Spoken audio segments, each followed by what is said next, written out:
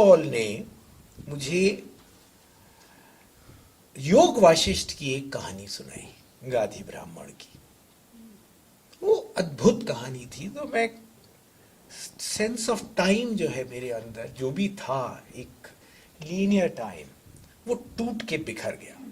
और मुझे अभी भी याद है कि मैं खड़े हुए सुन रहा था उनकी बात, और मैं बिल्कुल निर्बल हो गया उतनी देर, और मैं बैठ गया जमीन पे।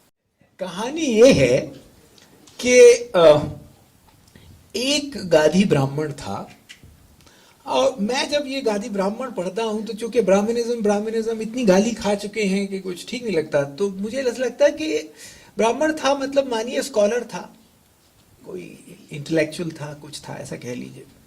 तो उसको ये हमेशा लगा रहता था कि मैं एक बार माया का स्वरूप देखूं कि ये जो माया है क्या।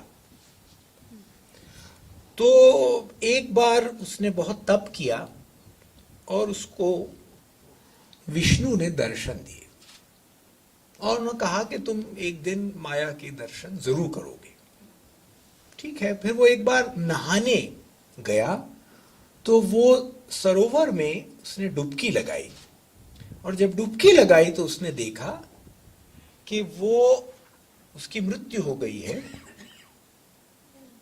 और कहीं उसका पुनर्जन्म हुआ है, और उसका पुनर्जन्म एक पास के किसी गांव में, कहीं गांव में हुआ है, जहां जो चांडालों की बस्ती है, और ये भी चांडाल है, और ये बड़ा होने लगा। फिर इसके बाल बच्चे हुए। इतने में क्या हुआ, वहां अकाल पड़ा, तो सारे जो चांडाल थे वो गांव छोड़ छोड़ के भागने लगे। ये भी भागा, पास के एक देश में ये गया, जो क्रांत देश जिसका नाम था। उस क्रांत देश में जब ये गया तो एक हाथी वहां घुमाया जा रहा था कि वो जिसको भी अपनी पीठ पे बिठा ले वो राजा होगा। संयोग से उसने इसको बिठा लिया, तो ये राजा हो गया। जब ये राजा हुआ तो ये अपना सुख से रहने लगा। इतने में क्या हुआ, बाकी चांडाल इसके गांव के जब इसके उस राजधानी में आए और उन्होंने इसको एक चांडाल की तरह पहचाना, तो जो वो पूरा वो था, राज्य था, उसमें लोगों को लगा ये तो बड़ा गलत हो गया भाई, चांडाल को हमने राजा किया। तो उसको सजा देने की जगह, जैसे आजकल हम लोग करते हैं, उन्होंने खुद को सजा दी, क्योंकि निर्णय तो उनका था। तो वो लोग आग लगा के उसमें कूदने लगे। तो इसको लगा, इस चांडाल को, कि ऐसे जीवन से क्या फायदा, इसमें लोग जान दे रहे हैं। तो ये भी उसमें कूद गया। जब ये कूदा तो इसको बहुत ज्यादा गरम लगा। जब गरम लगा बहुत, तो गाधी ब्राह्मण पानी से ऊपर आया, और उसने सोचा कि अरे यहां तो 2 क्षण बीते हैं और वहां में पूरी जिंदगी जी लिया, तो ये जरूर कोई सपना होगा। ऐसा सोचते हुए वो घर चला गया, घर में रहा। थोड़े दिन में उससे मिलने दक्षिण से कोई एक और ब्राह्मण आया, सवाल पूछने, ऐसे घूमते थे, तो बात करने आया। तो इसने, वो बहुत दुबला था, तो इसने पूछा उससे कि भाई तुमको क्या हो गया, तुम इतने दुबले क्यों?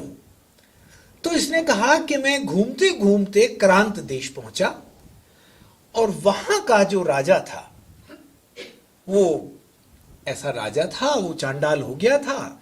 तो सारे नागरिकों ने, बहुत सारे नागरिकों ने अपनी जान दे दी, फिर वो भी अपनी जान दे दी उसने।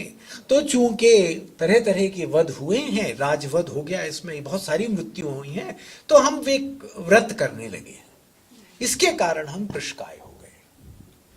जब इसने ये सुना, और इसको इस कहानी को सुनाते हुए हमने ये सुना, तो हमको झटका खा गया कि ये जो टाइम का हमारे अंदर जो हमें कोच कोच के भरा है हमारे अंदर, ये हिस्टोरिकल टाइम का जो आइडिया है, ऐसा कुछ तो है नहीं। और एक क्षण में, मतलब मणि की आप मुझे कह दीजिए, मेरी जो मतलब गुरु मंत्र है वो एक कथा है, तो वो उन्होंने जब सिखाई तो फिर सुनाई, तो मेरे अंदर से ये चीज निकल गई कि मुझे टाइम को फॉलो करना है लिखते वक्त।